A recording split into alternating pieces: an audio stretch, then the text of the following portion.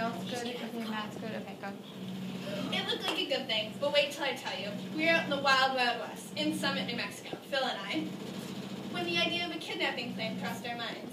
It was foolproof. We didn't realize how stupid it was until too late. There was a small town down there, as flat as a well-done pancake. And called Summit, of course. It contained the kindest, most harmless people you could ever meet. Phil, we've got a total savings of $600, 6 Benjamins.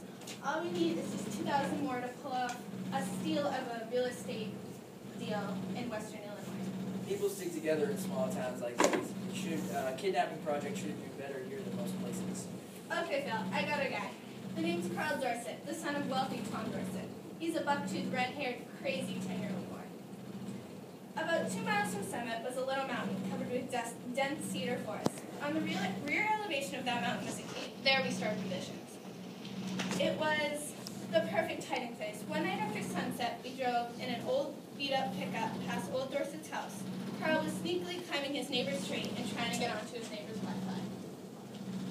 Hey, Squirt, come on down from there. You want some free candy on a nice ride? No.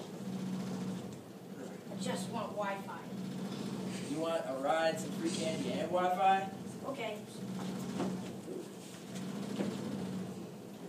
Ha ha ha ha. Phil, did you get him? You're right, you little loser.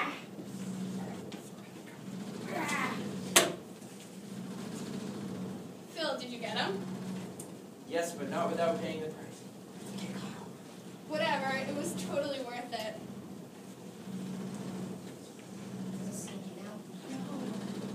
So where are we going, y'all? We're taking you on a super special vacation. Come on, Phil, let's be real. Where are we going? You'll see, kid. Carl was pitch quiet for the rest of the ride, which I can say confidently did not happen again. That's for sure. Let's see. Okay.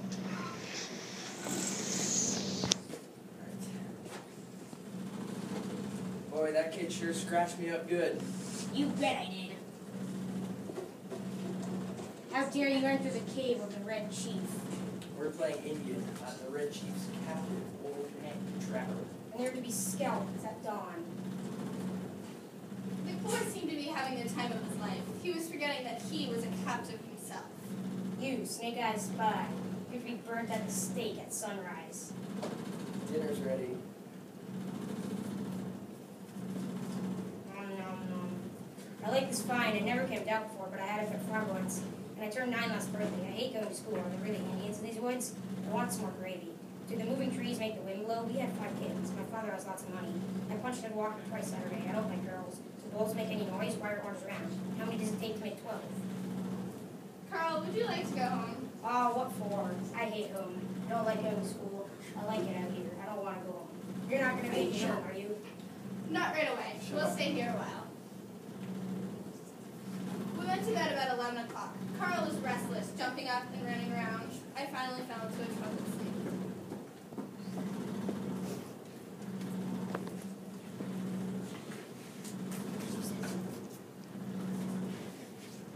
At daybreak, I woke to the terrible screams of Phil. Carl was realistically trying to take Phil's scalp. Hey, stop that! Carl went back to sleep while I leaned against rocks. I couldn't go back to sleep now once I remembered my fate. You're afraid. No, I got a sort of pain in my shoulder. Liar, you're afraid. You're afraid of being burned. What kind of parents would pay for this kid? Roddy Kid is just the kind of kid the parents dote on. Today I'll write that letter to his father.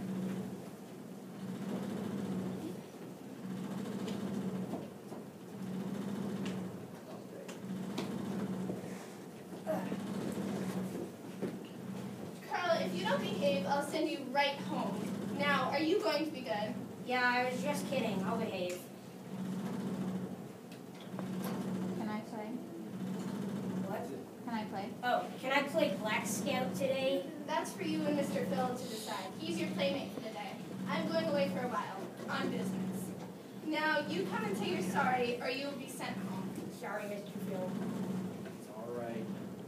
I'm going to Poplar Grove, and I'm going to find out what I can about the kidnapping husband regarded in Summit. Also, I thought I'd best write the letter to Old Man Dorset tonight, demanding a ransom and dictating how it should be paid. Sam, I've stood by you without batting an eye through earthquake, flood, and fire. Through poker games, dynamite outrages, police raids, train robberies, and cyclones. I kept my nerve up until we got this two-legged skyrocket of a kid. Please don't tell me you'll leave me with him for so long. I'll be back sometime this afternoon. You must keep the boy amused and quiet till I return. Now we'll write the letter to Old Dorset. You have to change the ransom from $2,000 to $1,500. No way parents will pay $2,000 for this kid. All right, Phil, $1,500 it is. Okay. We have your boy concealed in a place far from some. It is useless for you or the most skillful detectives to attempt to find him.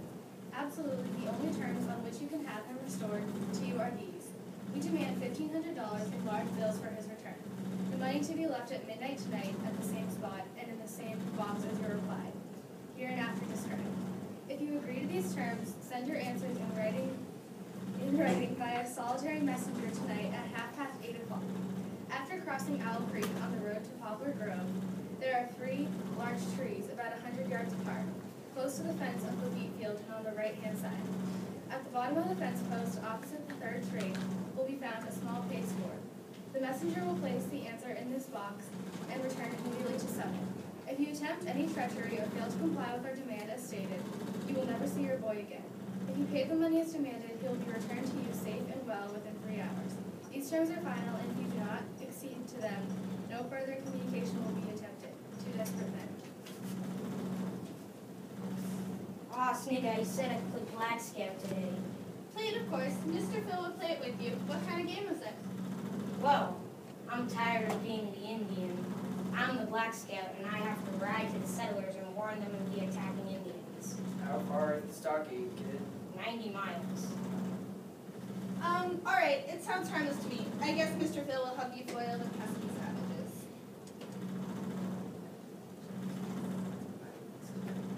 What am I to do? What am I to do? Get down on all 4s. You better keep him interested till we get the scheme going. Here you go.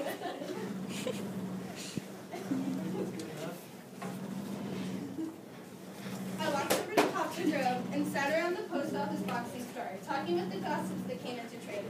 One man says that someone is all upset on account of Tom Dorset's boy being lost for so long. That was all I wanted to know. I posted my letter secretly and came away. I headed back to the cave. In about a half an hour, I caught sight of Phil. I know you might see me as a failure, but I just couldn't take it anymore.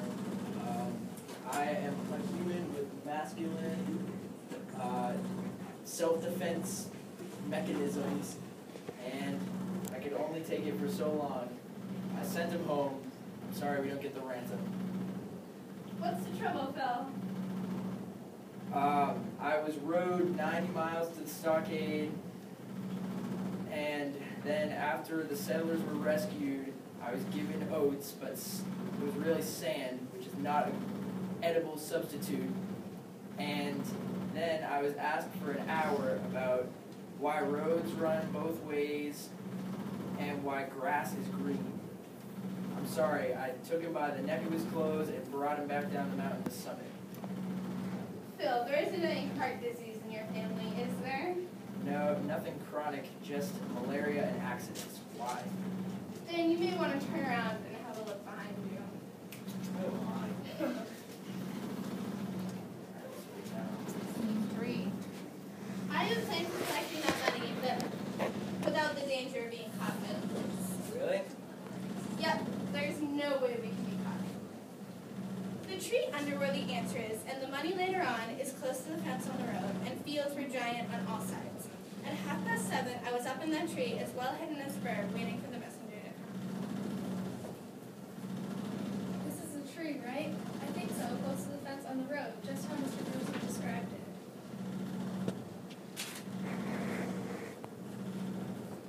I slid down a tree, got the ransom note, and went along the fence till I found the woods. And I was back in the cave in another half an hour.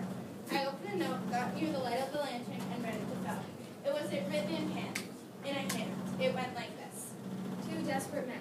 I received your letter today by mail regard to the ransom you ask for the return of my son, whom I do not love. I think you are a little high in your offer, and I hereby make you a counter offer, which I am to believe you will accept. If you bring young Carl home and pay me $300 in cash, and I agree to take him off your hands. You had better come at night, for the neighbors believe he is lost. I couldn't be responsible for what they would do to anybody. They saw all of you bringing him back. Very peacefully, Tom Dorsett. No, of all the impudent. Sam, what's $300 anyway? We have the money. We'd be stupid to not accept a great offer like this. Tell you the truth, Bill, this little booger has got me on my nerves too. We'll take him home, pay the ransom, and make her get away. This is the right decision. Carl, you've got to go back home. Oh, what? It was just 3 o'clock when we knocked on Tom Dorsett's front door. Just the moment when I should have been looking for the $1,500 from the box under the tree according to the original plan. But here we are, Phil counting out $300 into Dorsett's hands. There you go, all $300. No, I don't Every want to cent of it. go. Thank you. I believe you a lot. I don't want to go. Come on, Carl. We gotta leave.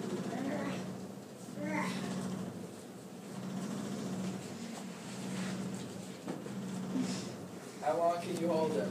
I'm not as strong as I used to be, but I can give you 10 minutes. No. All right, I'm off. To all the states, and I'll be on the Canadian border. Phil, wait up! No way. And as dark as it was, and as bad as Phil was, and as good a roamer as I am, he was a good couple miles out of Summit before I